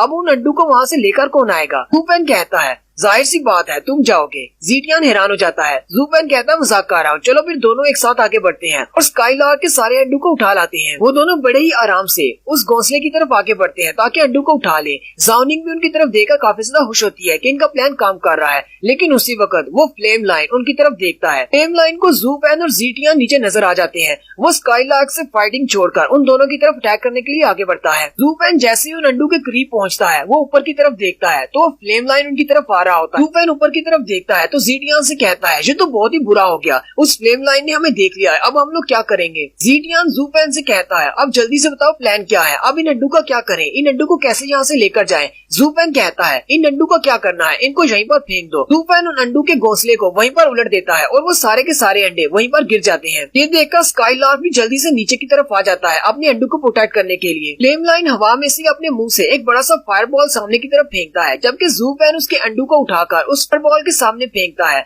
वो स्काईलार्क जल्दी से अपने अंडू के सामने आ जाता है और उसका फायरबॉल स्काईलार्क के साथ टकराता है और वहाँ पर एक जबरदस्त धमाका होता है। लास्ट अटैक की वजह से स्काईलार्क बहुत ज्यादा जख्मी हो जाता है और वो नीचे गिर जाता है। ज़ूफेन भी ये देखकर बहुत ज्यादा हैरान होता है और कहता है मुझे नहीं लगा था कि वाला फ्लेम लाइन इतना ज्यादा स्ट्रॉन्ग हो सकता है। स्काईलार्क तो बिजली की तेजी से अपने अंडू को बचाने के लिए नीचे आ गया। ये तो इसे डॉज कर सकता था, लेकिन अपने अंडू को बचाने के लिए ये सामने आ गया और इसने डायरेक्ट हिट ले ली। मुझे नहीं लगता कि थंडर स्काईलार्क अब फिर से उठने वाला है, क्योंकि उसने बहुत ज्यादा डैमेज लिया है। फ्लेम लाइन के डायरेक्ट अटैक की वजह से थंडर स्काईलार्क बहुत ज्यादा जख्मी हो चुका है। ज़ूफेन कहता है मुझे स्काईलार्क को बचाना होगा क्योंकि मुझे ये चाहिए, इसको जिंदा रहना होगा। लेकिन उसी वक्त वो फ्लेम लाइन फिर से अपने मुंह में एक फायरबॉल क्रिएट करता है और उसे स्काईलार्क की तरफ फेंकता है। ज़ूफेन ज़ीटियान से कहता है जल्दी से यहाँ से निकलो, वरना हम लोग भी इस फायर की जद में आ जाएंगे। क्योंकि दूसरी तरफ से थंडर स्काईलार्क अपने मुंह से एक इलेक्ट्रिक बीम छोड़ता है और उन दोनों की पावर्स आपस में टकराती हैं। ज़ूफेन भी खड़ा होकर देखना शुरू कर देता है। ज़ूफेन और ज़ीटियान बचते बचाते वहाँ से वापस आ जाते हैं ज़ाओनिंग के पास। वो दोनों ही लंबे लंबे सांस लेते हैं और कहते हैं चलो शुक्र है हम लोग बच गए। ज़ूफेन कहता है हम लोगों ने स्काईलार्क की हेल्प करने की कोशिश की, लेकिन हम लोग उसे नहीं बचा सकते। ज़ूफेन ज़ाओनिंग का हाथ पकड़ता है और कहता है चलो जल्दी से यहाँ से निकलते हैं। एक बार वो स्काईलार्क मर गया तो उसके बाद वो फ्लेम लाइन हमारे पीछे लग जाएगा। वो ज़ाओनिंग का हाथ खींचता है, लेकिन ज़ाओनिंग आगे नहीं बढ़ती, वो वहीं पर रुक जाती है। ज़ूफेन उसे कहता है तुम्हें क्या हुआ, क्या तुम हमारे साथ नहीं जाने वाली। ज़ूफेन उसे कहता है उस स्काईलार्क के बारे में भूल जाओ, हम उसे नहीं बचा सकते, चलो यहाँ से चलते हैं। लेकिन ज़ाओनिंग अभी भी उस पंछी की तरफ देख रही होती है और साथ ही वो अपनी बैक फ्लैश मेमोरीज में चली जाती है जब वो एक छोटी सी बच्ची थी। ज़ाओनिंग भागते हुए अपनी मॉम के पास आती है। उसकी मॉम से कहती है अब तुम एक छोटी बच्ची नहीं रही, एक दिन तुम भी बड़ी हो जाओगी और तुम्हें भी इस घर को छोड़कर जाना होगा, तुम हमेशा यहाँ पर नहीं रहोगी। ज़ाओनिंग अपनी मॉम से कहती है लेकिन मुझे हमेशा यहीं पर रहना है ताकि मैं अपनी मदर को प्रोटेक्ट कर सकूं। ज़ाओनिंग अपनी मॉम से कहती है मैंने अपने भाइयों और अपने फादर से सुना है ये आपको यहाँ से बहुत दूर ले जाने वाला है और आप कभी भी वापस नहीं आ पाओगी, इसलिए मैं यहाँ पर आपके साथ रहूंगी ताकि मैं आपको प्रोटेक्ट कर सकूं, मैं आपको यहाँ से नहीं जाने दूंगी। उसकी मॉम आगे से मुस्कुराना शुरू कर देती है और कहती है तुम्हारे फादर तो बिल्कुल बेवकूफ है, तुम्हारी जैसी छोटी बच्ची को ये सारी बातें बताने की क्या जरूरत थी। साथ ही उसकी मॉम से कहती है ज़ाओनिंग मुझसे एक वादा करो, जब मैं यहाँ से चली जाऊंगी तुम अपना ख्याल बहुत ही अच्छे से रखोगी। मैं चाहती हूँ कि फ्यूचर में तुम अपने बहुत ही अच्छे दोस्त बनाओ, क्योंकि मैं नहीं चाहती कि तुम हमेशा अकेली रहो, तुम मेरी सबसे प्यारी बेटी हो। छोटी ज़ाओनिंग रोना शुरू कर देती है और अपनी मॉम से कहती है लेकिन क्या होगा अगर मैं अच्छे दोस्त ना बना पाई, मुझे अच्छे दोस्त नहीं चाहिए, आप प्लीज मुझे छोड़कर मत जाए। और साथ ही वो और ज्यादा रोना शुरू कर देती है और कहती है कि आप मुझसे प्यार नहीं करती, फिर आप यहाँ से क्यों जा रही हैं। मदर उससे कहती है ये तुम कैसी बात कर रही हो, मैं तुमसे बहुत ज्यादा प्यार करती हूँ, लेकिन मेरा जाना बहुत ज्यादा जरूरी है। अगर तुम बहुत ज्यादा मेहनत करोगी और लोगों के साथ अच्छे से पेश आओगी तो तुम्हें बहुत ही अच्छे दोस्त मिलेंगे, कुछ ऐसे दोस्त जो कि जिंदगी और मौत में तुम्हारे साथ रहेंगे, वो हमेशा तुम्हारा साथ देंगे। चाहे मैं तुमसे कितनी ही दूर क्यों ना चली जाऊँ, वो तुम्हारे दोस्त, वो तुम्हारे साथ रहेंगे, तुम्हारा ख्याल रखेंगे। देखेंगे। और साथ ही हमारी स्टोरी फिर से प्रेजेंट में आ जाती है। स्काईलार्क जो कि फिर से उठकर फाइट कर रहा होता है, वो ऊपर से नीचे गिर जाता है, जबकि वो फ्लेम लाइन फिर से उस पर अटैक करने के लिए आगे बढ़ता है। ज़ाओनिंग चिल्लाकर कहती है ऐसा नहीं हो सकता, वो मदर नहीं मर सकती। ज़ाओनिंग भागते हुए सीधी जाकर फ्लेम लाइन के सामने खड़ी हो जाती है कि वो स्काईलार्क के ऊपर और ज्यादा अटैक न कर सके। ये देखकर ज़ीटियन भागते हुए ज़ाओनिंग के सामने आकर खड़ा हो जाता है ताकि वो लाइन ज़ाओनिंग पर अटैक न कर सके। ज़ू फैन भी भागता हुआ आगे की तरफ बढ़ता है और कहता है आखिर मैं ये कर क्यों रहा हूँ, मैं एक डीमन एम्परर हूँ, मैं एक डेविल हूँ,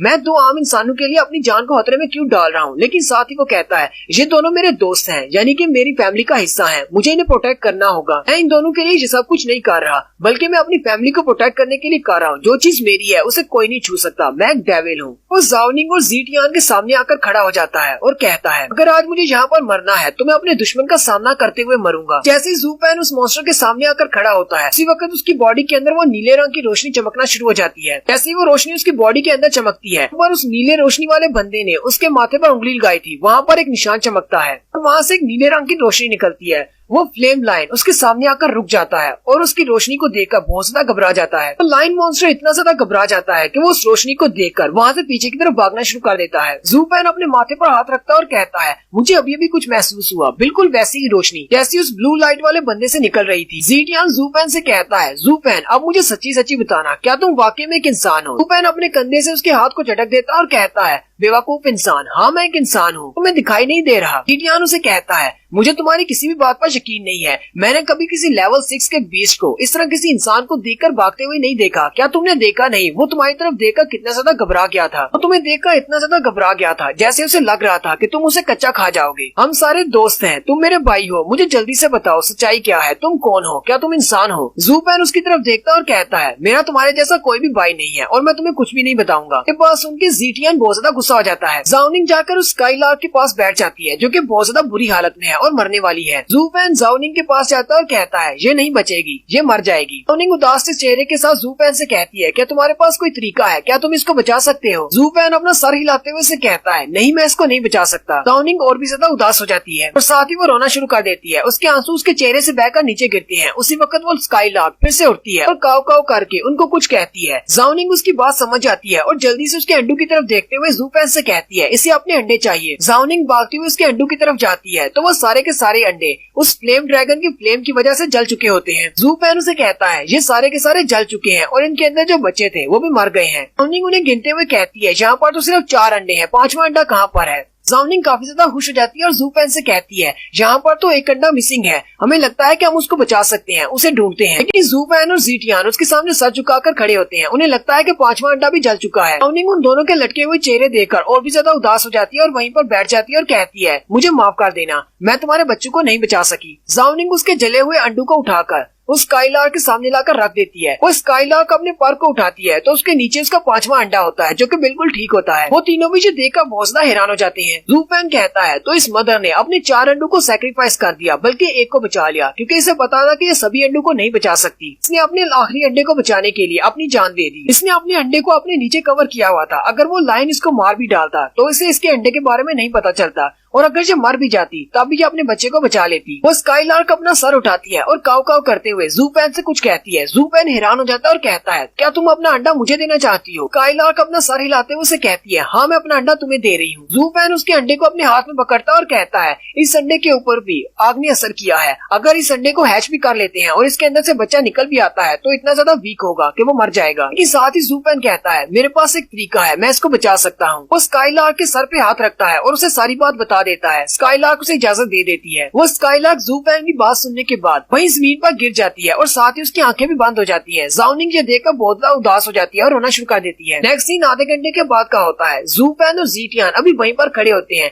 जबकि ज़ाओनिंग वहीं पर उस स्काईलार्क की बॉडी के साथ लगकर रो रही होती है। ज़ू फैन कहता है ये तो इस स्पिरिट बीस्ट को जानती भी नहीं और एक स्पिरिट बीस्ट के लिए ये आधे घंटे से बैठी रो रही है। ज़ू फैन ज़ाओनिंग से कहता है हम किसी भी मरे हुए को जिंदा नहीं कर सकते, इसलिए तुम्हें इसके लिए ज्यादा उदास होने की जरूरत नहीं। ज़ीटियन भी उसे कहता है हम लोग तो इस स्काईलार्क से अभी अभी मिले हैं, तुम्हें इसके लिए इतना ज्यादा उदास होने की जरूरत नहीं है। जाओनिंग उन दोनों से कहती है, मैं इस पंछी के लिए बिल्कुल भी उदास नहीं हूँ, बल्कि मुझे तो अपने घर की याद आ रही है, क्योंकि ये पंछी अपने अंडू को प्रोटेक्ट कर रहा था, जिस तरह मेरे फादर हमेशा मुझे प्रोटेक्ट करते हैं। फादर मुझसे बहुत ज्यादा प्यार करते हैं, इसको देखकर मुझे अपने फादर की बहुत ज्यादा याद आ रही है। लुफैन जाओनिंग से कहता है, अच्छा ठीक है, मैं तुम्हारे लिए इस स्काईलार्क की बॉडी को अपने पास रख लेता हूँ। लुफैन अपनी स्टोरेज रिंग को यूज करते हुए उस स्काईलार्क की बॉडी को अपनी रिंग के अंदर स्टोर कर लेता है। ज़ीटियान चिल्लाते हुए उसे कहता है, तुम तो बहुत बड़े लालची इंसान हो, तुम लेवल 6 के बीस्ट की बॉडी को अपने लिए कैसे रख सकते हो। लुफैन हंसते हुए ज़ीटियान से कहता है, तुमने देखा ना, उसने मुझसे कहा था कि मैं उसका अंडा रख सकता हूँ, इसका मतलब उसे मुझ पर भरोसा है। अगर मैं उसके अंडे रख सकता हूँ तो मैं उसकी बॉडी को भी रख सकता हूँ। लुफैन वहाँ से ऊपर की तरफ उठ जाता है और कहता है, तुम लोग यहीं पर रुको और जाओनिंग का ध्यान रखना, मैं थोड़ी देर में वापस आता हूँ। ज़ीटियान कहता है, ये बहुत ज्यादा बुरा है, मैं तो इसके पीछे जाना चाहता हूँ और देखना चाहता हूँ कि ये क्या करने वाला है, लेकिन मैं इस लड़की को यहाँ पर अकेले छोड़कर नहीं जा सकता। और साथ ही वो ब्लश भी कर रहा होता है। लुफैन उड़ते हुए जंगल में थोड़ा सा आगे चला जाता है और उस अंडे को जमीन पर रखते हुए अपनी रिंग को निकालता है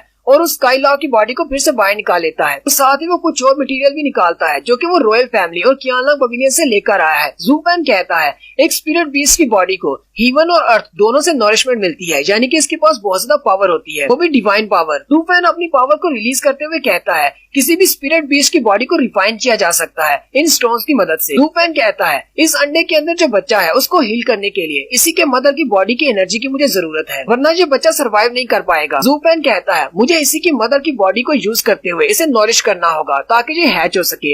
अब जबकि स्काईलार्क मर चुका है तो मुझे इसके बच्चे को ही बड़ा करना होगा। जब ये बड़ा हो जाएगा तो मैं इसे यूज करके लोहे कैनियन में जाऊंगा, मैं वहाँ पर जाकर एम्परर का ट्रेजर ले सकूं। लुफैन कहता है, जब मैंने स्काईलार्क के सर पे हाथ रखा था मैंने उसे ये सारी बात बता दी, ये वाले डेविल मेथड को यूज करते हुए उसकी बॉडी को रिफाइन करूंगा और उसके बच्चे को बचा लूंगा। और उसकी माँ ने भी इजाजत दे दी। वो स्काईलार्क इस अंडे में मौजूद अपने बच्चे से बहुत ज्यादा प्यार करती थी, लेकिन साथ ही लुफैन कहता है, अगर वो स्काईलार्क मुझे इस काम की इजाजत देती तब भी ठीक था, लेकिन अगर वो मुझे इस काम के करने की इजाजत नहीं देती तो भी मैं ये करने वाला था। साथ ही वो हंसते हुए कहता है, मैं अपने मकसद को हासिल करने के लिए कुछ भी कर सकता हूँ, किसी की भी बलि दे सकता हूँ, एक डीमन एम्परर हूँ। लुफैन से पूछता है, चलो जल्दी से बताओ तुमने थंडर स्काईलार्क की बॉडी के साथ क्या किया है। लुफैन हंसते हुए उससे कहता है, मैंने उसकी बॉडी के छोटे छोटे 8 टुकड़े कर दिए हैं। जाओनिंग उसकी बात सुनकर चिल्लाना शुरू कर देती है। ज़ीटियान जाओनिंग से कहता है, परेशान होने की जरूरत नहीं, ज्यादा स्पिरिट बीस्ट को इसी तरह किया जाता है, उनके टुकड़े करके या तो उनको खा लिया जाता है या फिर उनको रिफाइन कर लिया जाता है। लुफैन ज़ीटियान से कहता है, अगर तुमने गैस कर लिया कि मैंने उसकी बॉडी के साथ क्या किया है तो मैं तुम्हें भी दूंगा, लेकिन पहले तुम्हें गैस करना होगा कि मैंने उसकी बॉडी के साथ क्या किया है और उससे क्या चीज बनाई है। ज़ीटियान लुफैन से कहता है, क्या वाकई में मैं गैस करूंगा और तुम मुझे दे दोगे? तुम्हें क्या लगता है मैं तुम्हें कोई भिखारी नजर आता हूँ? मैं तुमसे कोई चीज क्यों लेने लगा? मैं head of the 7th family हूँ, फ्यूचर हेड। मैं फ्यूचर हेड बनने वाला हूँ। मेरा ताल्लुक 7 बड़ी फैमिली से है। मुझे तुम्हारे जैसे किसी से कोई चीज नहीं चाहिए। साथ ही ज़ीटियान बड़ा ही बुरा सा मुंह बनाकर उसे कहता है, मैं ज़ीटियान, मैं तुम्हें यकीन दिलाता हूँ, अगर मैं यहाँ पर किसी बीस्ट के हाथों से मर भी जाऊँ फिर मैं तुम्हारे पास से कोई चीज नहीं लूंगा, मैं तुम्हारी चीज नहीं लूंगा। लेकिन लुफैन उसकी बात सुनने के बाद पीछे की तरफ घूम जाता है और कहता है, यंग मास्टर आपका बहुत बहुत शुक्रिया, आप तो बहुत ज्यादा काइंड हैं। ज़ीटियान चिल्लाकर उसे कहता है, जब मैं तुम्हारे साथ बात कर रहा हूँ तो मेरी तरफ देखा करो, इस तरह पीठ मत दिखाओ। ज़ीटियान लुफैन से कहता है, क्या तुम्हें पता है आज हमारी जाओनिंग का 16वां जन्मदिन है, इसलिए आज ये बहुत ज्यादा इमोशनल थी, इसे अपने डैड की याद आ रही थी। लुफैन जाओनिंग की तरफ देखता है तो जाओनिंग शर्माना शुरू कर देती है। लुफैन ज़ीटियान की बात सुनने के बाद पीछे की तरफ मुड़ता है और सीधा जाओनिंग के पास चला जाता है और कहता है, अच्छा तो आज तुम्हारा 16वां जन्मदिन है। अब क्योंकि जाओनिंग मुझे अपना भाई कहती है तो भाई होने के नाते मुझे इसे गिफ्ट तो देना चाहिए। वो अपने पास से एक रिंग निकालता है और उसका हाथ पकड़कर उसकी उंगली में एक रिंग पहना देता है। जाओनिंग उसे कहती है, ये क्या है? लुफैन उसे कहता है, मैंने थंडर स्काईलार्क की बॉडी से इस रिंग को बनाया है, ये एक स्टोरेज रिंग है, तुम इसके अंदर लिविंग क्रीचर्स को भी स्टोर कर सकती हो। और साथ ही लुफैन उसे अपना हाथ भी दिखाता है और कहता है, मेरे पास भी एक है, हम दोनों के पास सेम रिंग है। ये रिंग बाकी की सारी स्टोरेज रिंग से बहुत ज्यादा मुख्तलिफ है। इसके अंदर बहुत सारी मार्शल आर्ट्स की टेक्निक्स है जो बहुत ज्यादा आसान है और तुम इनको इस्तेमाल भी कर सकती हो। लुफैन उसे कहता है, इस रिंग की एक और बड़ी खासियत है कि ये दोनों रिंग्स आपस में एक दूसरे से अट्रैक्ट होती है। जैसे ही इसमें अंदर से एनर्जी निकलेगी तो तुम्हें पता चल जाएगा कि मैं तुम्हारे बहुत ज्यादा करीब हूँ, या फिर मुझे पता चल जाएगा कि तुम मेरे बहुत ज्यादा करीब हो। और साथ ही वो दोनों एक दूसरे के साथ अपने हाथ जोड़ते हैं। जबकि ज़ीटियान कुछ और ही समझ रहा होता है। वो कहता है, इन दोनों के पास एक एक रिंग है। ज़ूफेन ने अपने पास एक रिंग रखी और एक लड़की को दे दी। इसका मतलब ये दोनों तो आपस में रिंग्स पहनाकर एंगेजमेंट कर रहे हैं। ज़ीडियान ये देखकर बहुत ज्यादा घबरा भी जाता है और बहुत ज्यादा गुस्सा भी हो जाता है और चिल्लाते हुए ज़ूफेन से कहता है, ज़ूफेन मुझे भी एक रिंग दो। ज़ूफेन उसे कहता है, नहीं मैं तुम्हें नहीं दूंगा क्योंकि आज तुम्हारा बर्थडे नहीं है। ज़ीडियान आगे बढ़ता है और चिल्लाते हुए उससे कहता है, मुझे भी एक रिंग चाहिए। मैं नहीं चाहता कि तुम दोनों के पास एक एक रिंग हो, मेरे पास भी एक रिंग होनी चाहिए, वरना लोग क्या समझेंगे कि तुम दोनों के पास रिंग्स क्यों हैं। तो जल्दी करो और मुझे भी एक रिंग दो। अगर तुम्हारे पास एक्स्ट्रा नहीं है तो अपनी उतार कर मुझे दे दो। ज़ूफेन जल्दी से अपने पास एक और रिंग निकालता है और उसकी तरफ फेंक देता है और कहता है, हम तीनों माउंटेन ऑफ बीच पर इकट्ठे आए थे और इकट्ठे ही सारी मुश्किलों का सामना किया। तुम्हें कैसे लगा कि मैं तुम्हारे लिए एक रिंग नहीं बनाऊंगा? मैंने अपने तीनों के लिए एक एक रिंग बनाई है। ज़ीडियान उसकी बात सुनने के बाद शर्मिंदा हो जाता है और जल्दी से पीछे की तरफ घूमकर उस रिंग को पहन लेता है और कहता है, चलो फिर ठीक है, मैं इस रिंग को रख लेता हूँ क्योंकि तुम बहुत ज्यादा अच्छे हो। और साथ ही ज़ीडियान भागता हुआ ज़ाओनिंग के पास चला जाता है और उसके हाथ के साथ अपना हाथ जोड़कर कहता है, देखो मेरे पास भी एक रिंग है, अब हम दोनों एक दूसरे के साथ रहेंगे और कभी भी जुदा नहीं हो सकते। मैं तुम्हें हमेशा ढूंढ लूंगा। और यहीं पर फिर से मूड को खराब करने के लिए ज़ूफेन उसे कहता है, तुमने थोड़ी देर पहले कहा था कि तुम्हें मेरी कोई चीज नहीं चाहिए और अब जरा देखो तो सही, तुम अपनी रिंग को पहनकर कितने ज्यादा खुश लग रहे हो। ज़ीडियान उसकी बात सुनकर बहुत ज्यादा शर्मिंदा हो जाता है। ज़ीडियान चिल्लाते हुए उसे कहता है, हम तीनों फ्रेंड्स हैं, हम तीनों को अपना सब कुछ शेयर करना चाहिए। तुम्हारे पास जो है वो मेरा है और मेरे पास जो है वो तुम्हारा है। ज़ूफेन उसे कहता है, अच्छा ठीक है, मुझे समझ आ गई। ज़ीडियान कहता है, मेरी तरफ चेहरा करके मुझसे बात करो। वो उसकी तरफ नहीं देख रहा था और वो दोनों फिर से लड़ना शुरू कर देते हैं, जबकि ज़ाओनिंग उन दोनों के बीच में खड़ी मुस्कुरा रही होती है और कहती है, ये जिंदगी कितनी ज्यादा अच्छी है, मुझे दो दोस्त मिल गए। मैं चाहती हूँ कि हमेशा के लिए वक्त यहीं पर थम जाए और मैं यहीं पर इन दोनों के साथ ही रहूँ क्योंकि ये दोनों बहुत ज्यादा अच्छे हैं। इसी वक्त माउंटेन ऑफ बीच के क्लिफ के ऊपर उस पंछी को दिखाते हैं जो कि इंसानी शक्ल में खड़ा होता है। वो उन तीनों को देखकर मुस्कुराता है और फिर पंछी बनकर वहाँ से उड़ जाता है। सीन 1 महीने के बाद का होता है। उन्हें थर्ड एरिया से फर्स्ट एरिया में आने में तकरीबन 1 महीना लगता है। ज़ूफेन उन दोनों से कहता है, अब हम लोग फर्स्ट एरिया में आ चुके हैं, जहाँ से किंगमिंग सिटी तक जाने का रास्ता बहुत ज्यादा आसान है। दोनों यहाँ से सीधे चलते रहो और इस शहर से बाहर निकल जाओगे। ज़ूफेन भी काफी ज्यादा खुश होता है और कहता है, हालांकि मैं थंडर स्काई लॉर्ड को अपने लिए हासिल नहीं कर सका, लेकिन मुझे उसका एक अंडा मिल चुका है। मैं उसके बेबी को निकाल कर उसको ट्रेन करूंगा और साथ ही मुझे 2 ऐसे दोस्त मिल गए हैं जो कि जिंदगी और मौत में मेरा साथ देंगे। ज़ाओनिंग ज़ूफेन से कहती है, लेकिन 7th एल्डर का क्या? वो तो हमारा पीछा करेगा, वो तो अभी भी हमें ढूंढ रहा होगा। ज़ूफेन उसे कहता है, मुझे नहीं लगता कि वो हमें ढूंढ रहा होगा क्योंकि उसे लगता है कि हम लोग मर चुके हैं। क्योंकि लास्ट टाइम जब मैंने उसे देखा था वो मुझ पर अटैक करने वाला था। उसी वक्त उसे पता चला कि वहाँ पर एक बहुत ही डेंजरस मॉन्स्टर आ रहा है, जिसकी वजह से वो इतना ज्यादा घबरा गया कि वो वहाँ से भाग गया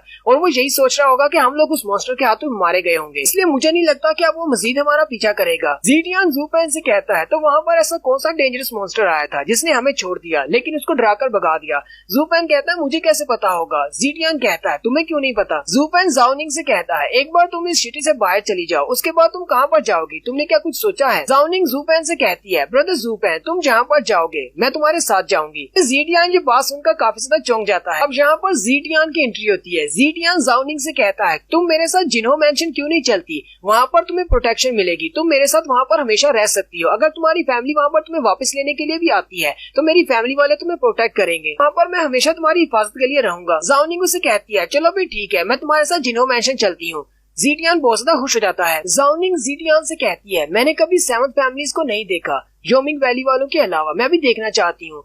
ज़ीडियान कहता है, जरा ज़ाओनिंग की तरफ तो देखो, ये कितनी ज्यादा खुश है। ज़ूफेन, अगर तुम चाहो तो मैं तुम्हें भी इनवाइट करना चाहूंगा, तुम भी मेरे साथ आ सकते हो जिन्हो मैंशन में। ज़ूफेन आगे बढ़ जाता है और कहता है, नहीं, मुझे जिन्हो मैंशन में नहीं आना, मेरे पास बहुत सारे काम है जो मुझे भी करने हैं। मुझे फ्यूचर में कभी मौका मिला तो मैं तुम दोनों से मिलने के लिए जरूर आऊंगा। ज़ूफेन क्योंकि काफी आगे बढ़ जाता है। ज़ीडियान उसे कहता है, ज़ूफेन, अगर तुम वाकई में मेरे भाई हो और मुझे अपना दोस्त मानते हो तो फिर पीछे मुड़कर मेरी तरफ देखो। मैं सच्ची में चाहता हूँ कि तुम मेरे जिन्हो मैंशन में आओ। लेकिन ज़ूफेन पीछे की तरफ देखने की बजाय हंसना शुरू कर और कहता है, मैंने तुमसे पहले भी कहा था कि तुम्हारे जैसा मेरा कोई भाई नहीं है और ना ही मुझे तुम्हारे जैसा कोई भाई चाहिए। ज़ीडियान उसकी बात सुनकर गुस्सा हो जाता है, चिल्लाना शुरू कर देता है। लेकिन उसी वक्त उन तीनों को आवाज आती है कि तुम तीनों में से यहाँ से कोई भी नहीं जा सकता, यहीं पर रुको। और वहाँ पर कोई आता है, वूश करके वहाँ पर किसी की लैंडिंग होती है, काफी ज्यादा धूल उड़ती है। वो तीनों देख रहे होते हैं कि इस धूल में से कौन निकलने वाला है। तो जनाब, इस धूल के अंदर से ज़ाओनिंग के ग्रैंडपा निकलते हैं जो कि काफी अर्सा पहले ज़ाओनिंग को ढूंढने के लिए घर से निकले थे। ज़ूफेन उसे देखकर काफी ज्यादा हैरान हो जाता है क्योंकि ज़ूफेन उसे पहचानता है। ज़ूफेन कहता है,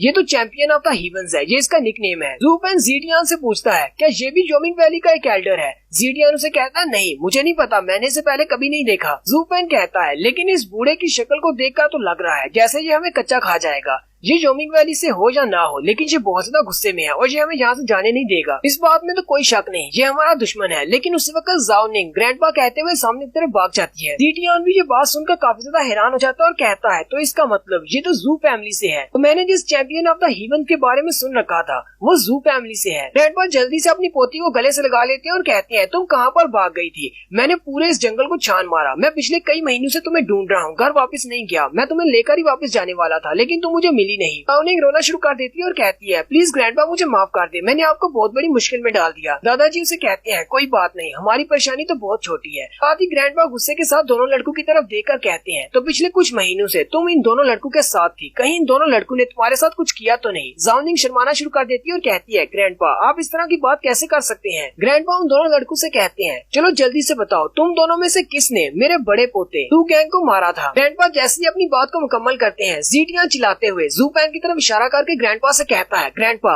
मुझे तो पता भी नहीं आपका पोता कौन है, इसी लड़के ने आपके पोते को मारा होगा, मैं तो कुछ ही अर्सा पहले आपकी पोती से मिला हूँ। जू पैन सोच रहा होता है थोड़ी देर पहले जो मुझसे कह रहा था कि हम दोनों भाई हैं। जू पैन ग्रैंडपा से माफी मांगते हुए कहता है उस वक्त मुझे पता नहीं था कि ये आपकी पोती का भाई है, इसलिए मैंने गलती से उस पर अटैक कर दिया, प्लीज मुझे इस बात के लिए माफ कर दे। ग्रैंडपा ज़ीटियान से कहते हैं तो इसका मतलब मेरे पोते को इस लड़के ने मारा था जिसने माफी मांग ली है, तो दूसरा लड़का वो तुम हो जिसने मेरी पोती ज़ाओनिंग को घर से भगाया है, तुम वो लड़के हो जो मेरी पोती से प्यार करते हो और इसे घर से लेकर भागे हो। ज़ाओनिंग के डैड ने ग्रैंडपा को घर में आकर यही बताया था कि वो एक लड़के के साथ है और मुझे इस लड़के पर पूरा भरोसा है, मैंने अपनी बेटी को उसके साथ भेज दिया है। ग्रैंडपा को लगता है शायद ज़ाओनिंग किसी से प्यार करती है और उसके साथ घर से भाग गई है। ज़ीटियान भी ग्रैंडपा की ये बात सुनकर बहुत ज्यादा हैरान हो जाता है और जू पैन का गला पकड़ लेता है और कहता है ये तुमने कैसी हरकत की है? क्या तुम ज़ाओनिंग को पसंद करते हो जो तुम उसे घर से लेकर भाग कर आए हो? ग्रैंडपा ज़ीटियान की तरफ इशारा करते हुए ज़ाओनिंग से कहते हैं ज़ाओनिंग इस लड़की के साथ तुम्हारा क्या ताल्लुक है? ये लड़का तो तुम्हारे भागने की बात सुनकर मुझसे भी ज्यादा शॉक हो गया है। जबकि ज़ाओनिंग ग्रैंडपा की बात सुनने के बाद बहुत ज्यादा शर्मिंदा हो जाती है, शर्माते हुए सोच रही होती है मेरे ग्रैंडपा तो बिल्कुल एक इडियट है, इन्हें बिल्कुल भी समझ नहीं आ रही कि यहाँ पर हो क्या रहा है, इस तरह की बातें खुले में कैसे कर सकते हैं। जू पैन ज़ीटियान को पीछे की तरफ हटाते हुए कहता है लगता है कि तुम्हें कोई मिसअंडरस्टैंडिंग हुई है, मैंने सिर्फ ज़ाओनिंग को माउंटेन ऑफ बीच पर गाइड के तौर पर लेकर आया हूँ, मेरा उसके साथ कोई भी ताल्लुक नहीं है। दादाजी एक लंबी सांस लेते हैं और उन दोनों से कहते हैं अब जबकि पिछले कुछ महीनों तक तुम दोनों ने ज़ाओनिंग का बहुत ज्यादा ख्याल रखा है, इसलिए मैं तुम दोनों को छोड़ देता हूँ और तुम दोनों को नहीं मारता।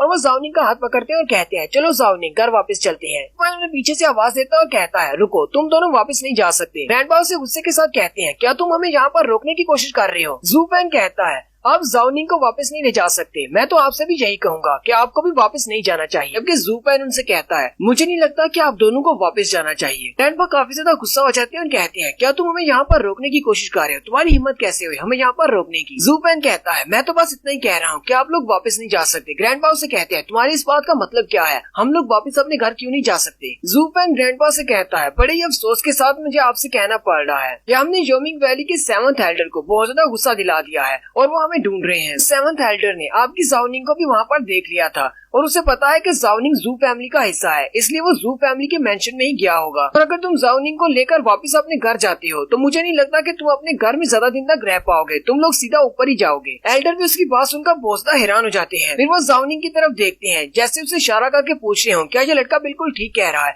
ज़ाओनिंग अपना सर हिलाते हुए कहती है जी ये बिल्कुल ठीक कह रहा है। ज़ाओनिंग से कंफर्मेशन मिलने के बाद ग्रैंडपा को चक्कर आते हैं और वो वहीं पर गिर जाते हैं। ज़ाओनिंग जल्दी से अपने ग्रैंडपा को उठाती है और कहती है ग्रैंडपा आपको क्या हुआ, क्या आप ठीक हैं? वो उनसे कहती है प्लीज मुझे माफ कर दें, ये सब कुछ मेरी वजह से हुआ है, अगर मैं घर छोड़कर नहीं भागती तो ये सब कुछ होता ही नहीं। लेकिन ग्रैंडपा ज़ाओनिंग की बात को इग्नोर करते हुए उन दोनों लड़कों से कहते हैं ये तुम दोनों की गलती है, तुम लोगों की वजह से मेरी जू फैमिली मुश्किल में है। ग्रैंडपा कहती है अगर मैं तुम दोनों को यहीं पर मार देता हूँ तो जोमिंग वैली वाले खुश हो जाएंगे और वो हमें माफ कर देंगे। और पलक झपकने की स्पीड से ग्रैंडपा जल्दी से जू पैन के पास पहुँच जाते हैं। जू पैन भी क्योंकि काफी ज्यादा तेज है वो ग्रैंडपा को अपने करीब आते देखकर उसी वक्त अपने शैडो मूव को यूज करते हुए पीछे की तरफ जंप कर जाता है। वो अपने 2 शैडोज बनाता है लेकिन ग्रैंडपा की स्पीड उससे बहुत ज्यादा है। ग्रैंडपा उसके दोनों शैडोज को डिस्ट्रॉय कर देते हैं और वो पीछे की तरफ देखते हैं। जू पैन क्योंकि उनके पीछे की तरफ होता है। जू पैन अपने हाथ पर अपनी डार्क की पावर को रिलीज करता है और ग्रैंडपा पर अटैक करने लगता है। ग्रैंडपा कहते हैं ये लड़का तो वाकई में तेज है और इसके पास कुछ अच्छी टेक्निक्स भी है,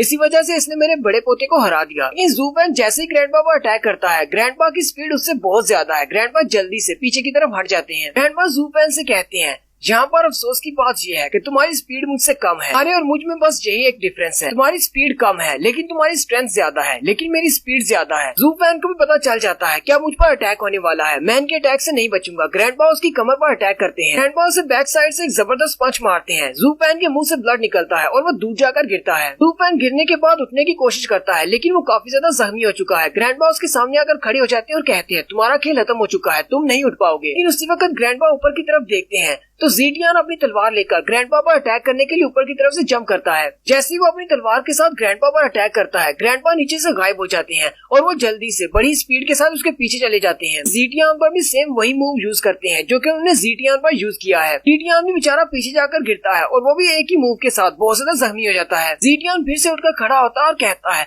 ये मास्टर तो बहुत ज्यादा पावरफुल है, ये अपनी टियानशान राम की पीक पर है, मैं अपनी बोन फोर्जिंग स्किल के साथ इसके साथ फाइट नहीं कर सकता। क्योंकि ज़ूफैन सोच रहा होता है मैंने अपनी बॉडी के इर्द गिर्द एक प्रोटेक्शन फॉर्मेशन बनाई हुई है, अगर मैं ये प्रोटेक्शन फॉर्मेशन नहीं बनाता तो अब तक मैं मर चुका होता। ग्रैंडपा की स्ट्रेंथ काफी ज्यादा है और उनकी स्पीड का तो कोई मैच ही नहीं। ग्रैंडपा फिर से उन पर अटैक करने के लिए रेडी होते हैं और उनसे कहते हैं तुम्हें इस सब का ब्लेम मुझ पर डालने की जरूरत नहीं है, ये तुम लोगों की गलती है कि तुम लोगों ने गलत फैमिली से पंगा ले लिया। उसी वक्त ज़ाओ निंग चिल्लाकर अपने ग्रैंडपा से कहती है ग्रैंडपा प्लीज रुक जाएं, अब इनको नुकसान नहीं पहुंचा सकते, ये दोनों मेरे दोस्त हैं, प्लीज इन दोनों को यहाँ से जाने दे। ग्रैंडपा उसे कहती है ये तुम क्या कह रही हो। ग्रैंडपा ज़ाओ निंग की बात सुनकर उसे इग्नोर कर देती है और कहती है अगर मैं इन दोनों को यहाँ से जाने देता हूँ तो हमारी ज़ू फैमिली नहीं बचेगी, इन दोनों को मारना होगा अगर हमें अपनी ज़ू फैमिली को बचाना है। ज़ूफैन और ज़ीडियन वो भी दोनों फाइट के लिए रेडी हो जाते हैं। लेकिन जैसे ग्रैंडपा फिर से आगे बढ़ने लगते हैं, ज़ाओ निंग अपना नाइफ निकालकर अपनी गर्दन पे रख लेती है और कहती है ग्रैंडपा अगर आपने एक भी और कदम आगे बढ़ाया तो मैं अपना गला काट लूंगी। ज़ूफैन और ज़ीडियन भी ये देखकर बहुत ज्यादा हैरान हो जाते हैं और ज़ाओ निंग से कहते हैं प्लीज ऐसा मत करना।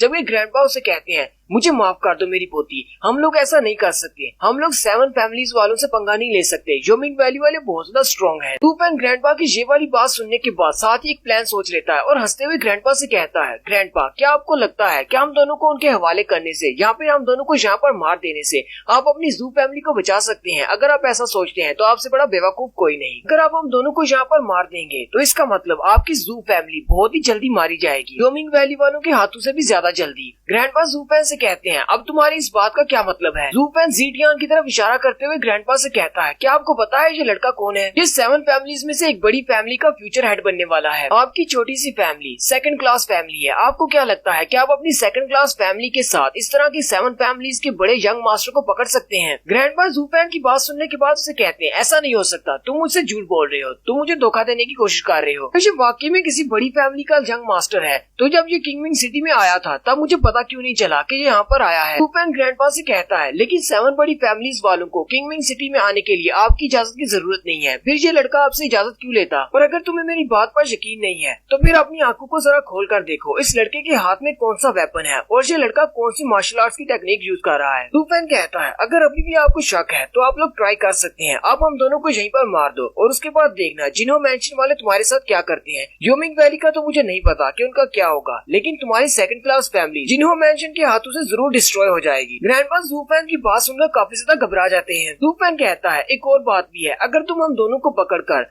योमिंग वैली वालों के पास ले भी जाते हो तो योमिंग वैली वाले जब देखेंगे कि हम लोग जिन्हो मैंशन से हैं और जी यंग मास्टर हैं तो वो पता नहीं आपकी इस बात को एक्सेप्ट भी करेंगे या नहीं, वो सारा ब्लेम आपके ऊपर डाल देंगे। फिर बाद में जिन्हो मैंशन वाले यहाँ पर इन्वेस्टिगेट करने के लिए आएंगे, योमिंग वैली वाले किसका नाम लेंगे, वो तो ज़ू फैमिली का ही नाम लेंगे कि आप लोग इस लड़के को पकड़ कर लाए थे। ग्रैंडपा ये वाली बात सुनकर और भी ज्यादा घबरा जाते हैं और उसके सामने घुटने टेक देते हैं और कहते हैं प्लीज मुझे माफ कर दो, मैंने 7 बड़ी फैमिलीज को ऑफेंड किया है, मुझे पहले तुम दोनों के बारे में नहीं पता था कि तुम दोनों 7 बड़ी फैमिलीज के यंग मास्टर हो, प्लीज मुझे माफ कर दो, मैंने तुम्हारे साथ कुछ अच्छा नहीं किया। ज़ूफैन बड़ी आहिस्ता सी आवाज से ज़ीडियन से कहता है अगर तुम ज़ाओ निंग को बचाना चाहते हो जल्दी से आगे बढ़ो और ग्रैंडपा को इस बात का यकीन दिलाओ कि तुम 7 बड़ी फैमिलीज के यंग मास्टर हो। ज़ीडियन भी उसकी बात सुनने के बाद ग्रैंडपा के सामने बड़ा ही अकड़ कर खड़ा हो जाता है। ज़ाओ निंग भागती हुई अपने ग्रैंडपा को उठाने के लिए आगे बढ़ती है, लेकिन ज़ूफैन उसे इशारा करके रोक देता है और कहता है सब कुछ ठीक है, हम इसके साथ कुछ भी नहीं करने वाले। ज़ूफैन ग्रैंडपा के सामने आकर खड़ा हो जाता है और उनसे कहता है क्या तुम्हें पता है कि इस लड़के की जिन्हो मैंशन में क्या पोजीशन है, ये फ्यूचर का हेड बनने वाला है, लेकिन आज तुमने इस लड़के को बहुत ज्यादा जख्मी कर दिया है, तुम्हें इसकी बहुत ही भारी कीमत चुकाना पड़ेगी। ग्रैंडपा उसे कहते हैं मैंने तुमसे कहा कि मुझे इस बारे में नहीं पता था कि तुम लोग जिन्हो मैंशन के मास्टर्स हो, अब मैं तुम दोनों से माफी मांग रहा हूँ, प्लीज मुझे माफ कर दो। ज़ूफैन ग्रैंडपा से कहता है लेकिन अब हम इस लड़की जाओनिंग को अपने साथ लेकर जिन्हो मैंशन जा रहे हैं। अगर जू फैमिली या फिर जोमिंग फैमिली वालों को ये लड़की चाहिए हो तो वो जिन्हो मैंशन आकर इसे वापस ले सकते हैं। ग्रैंडपा जूफैन का हाथ पकड़ लेते हैं और कहते हैं, रुको, तुम इस लड़की को अपने साथ नहीं ले जा सकते, चाहे तुम लोग जिन्हो मैंशन से ही क्यों ना हो। मैं जाओनिंग को तुम्हारे साथ जाने नहीं दे सकता क्योंकि ये जोमिंग वैली वालों की अमानत है। अगर मैंने इसे वहाँ पर नहीं भेजा तो लोग हमारी जू फैमिली को खत्म कर देंगे। मैं नहीं चाहता कि मेरी जू फैमिली के सारे मेंबर्स मारे जाएं। इस बात से भी कोई फर्क नहीं पड़ता कि सेवंथ एल्डर ने जाओनिंग को वहाँ पर देख लिया था, इसे फिर भी एक्सेप्ट कर लेंगे, वो इसे रिजेक्ट नहीं करेंगे। ग्रैंडपा की ये वाली बात सुनकर बहुत ज्यादा चौंक जाता है और कहता है, इस बात का क्या मतलब हो सकता है? इसका मतलब सेवंथ एल्डर के लिए जाओनिंग बहुत ज्यादा इंपॉर्टेंट है। आखिर वो जाओनिंग की बॉडी के साथ क्या करना चाहती है? बात सोचकर जूफैन बहुत ज्यादा गुस्सा हो जाता है और वो जल्दी से ज़ीटियान की तलवार उसके हाथ से ले लेता है और ग्रैंडपा के सामने करते हुए कहता है, जल्दी से मुझे बताओ जो मैं जानना चाहता हूँ। ज़ीटियान और जाओनिंग भागते हुए उसकी तरफ आते हैं और कहते हैं, ये तुम क्या कर रहे हो? ज़ीटियान बड़ी आहिस्ता सी आवाज से जूफैन से कहता है, मुझे तो लगा था शायद तुम इसको सिर्फ डराने वाले हो, लेकिन ये तुम क्या कर रहे हो? ये तो उसके ग्रैंडपा है, तुम इसको कैसे मार सकते हो? जूफैन उसे कहता है, तुम अपनी बकवास बंद करो और चुपचाप सुनो। जूफैन ग्रैंडपा से कहता है, चलो जल्दी से बताओ, आखिर जाओनिंग और जोमिंग वैली के एल्डर का क्या ताल्लुक है? ग्रैंडपा जूफैन से कहते हैं, मुझे पता है कि तुम दोनों लड़के जाओनिंग को पसंद करते हो, लेकिन मुझे अफसोस के साथ कहना पड़ रहा है कि जाओनिंग की पहले से एंगेजमेंट हो चुकी है, वो भी जोमिंग वैली के एक मास्टर के साथ। मुझे फैसला 16 साल पहले किया गया था। हमने जोमिंग वैली वाले मास्टर से वादा किया था कि जब ये 16 साल की हो जाएगी तो हम शादी के लिए इसको वहाँ पर भेज देंगे, जोमिंग वैली के हेडक्वार्टर में। सिर्फ इसी वजह से जाओनिंग चाहे कितनी बार अपने घर से भाग जाए, मैं इसे हर बार पकड़कर वापस ले आता हूँ। लेकिन अब क्योंकि टाइम काफी ज्यादा गुजर चुका है, इसको 16 साल के हुए तकरीबन 1 महीना हो चुका है।